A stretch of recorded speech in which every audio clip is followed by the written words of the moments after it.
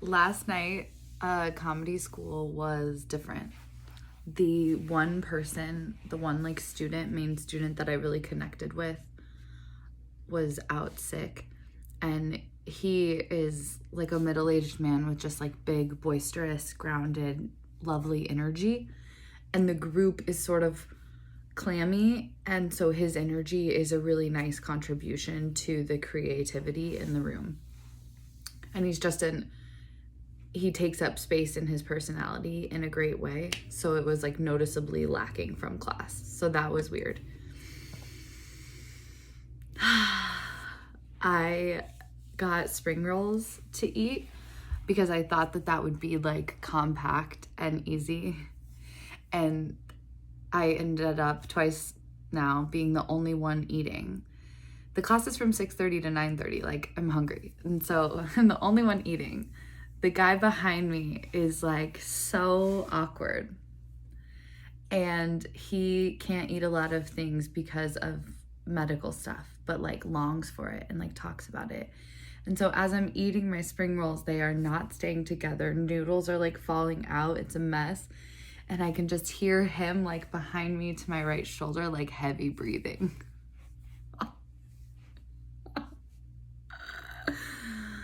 So that was also weird, and I regretted my food choice. Those spring rolls are always delicious.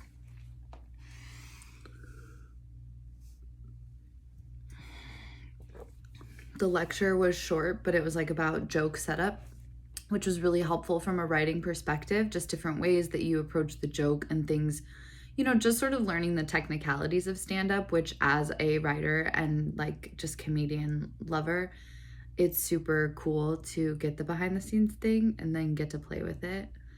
And then I got 5 minutes on stage, and some people like had nothing prepared, literally went up there with their hands in their pockets, and she just had to ask them questions. And I felt for this woman. She's like, so do you follow the news? What do you think about January 6th? Like, have you ever been to Barbados? Like, just the most random, obscure questions that like definitely do not correlate to these particular people on stage. And so the answers are weird and the whole thing is so cringy. And then there were like a few people that had, bullets. I had like bullets. And then we just got to play, and I'm having so much fun just getting to play. It's sort of like this. It just feels like riffing, but I'm excited to like combine the riffing part of my brain with like the rules part of the trade. That's the same thing I really, really love about teaching like flow yoga is I've been teaching long enough now that like my flows make sense to me and they have little signatures through them, but I am always creating them on the fly in the moment with the people in the room. And I can do that because I know the like boundaries and barriers. I know the rules. I know what I can and can't break, and I know how to just riff with it.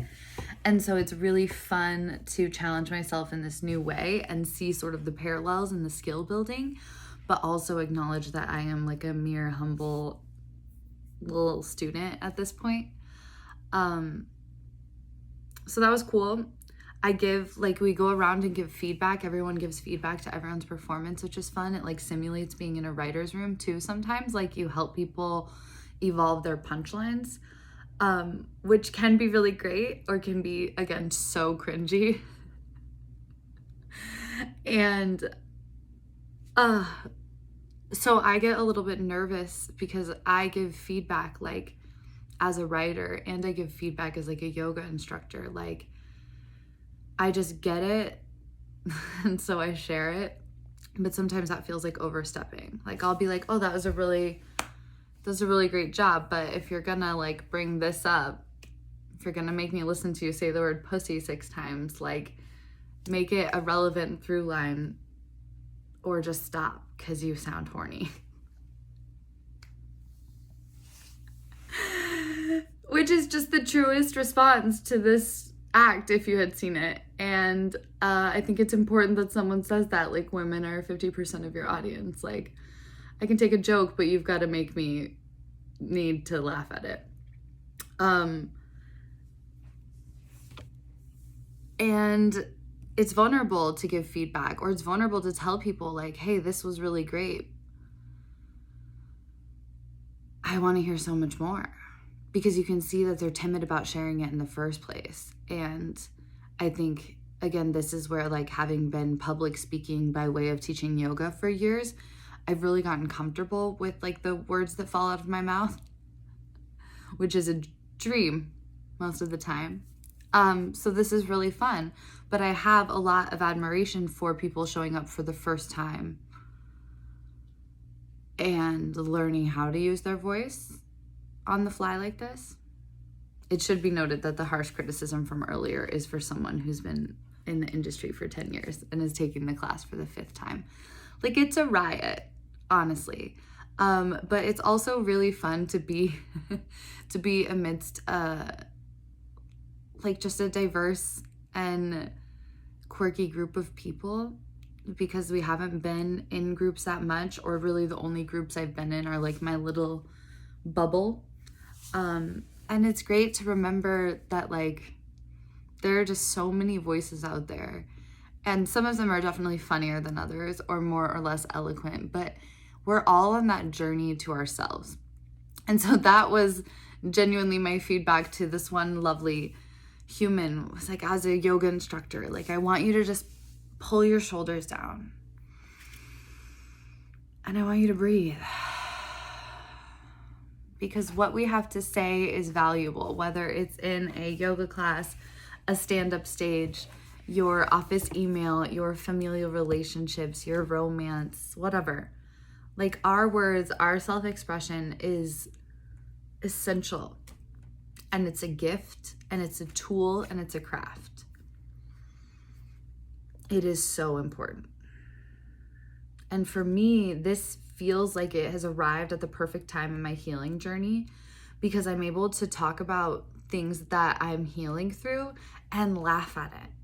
I'm able to spin the energy and take control of the narrative.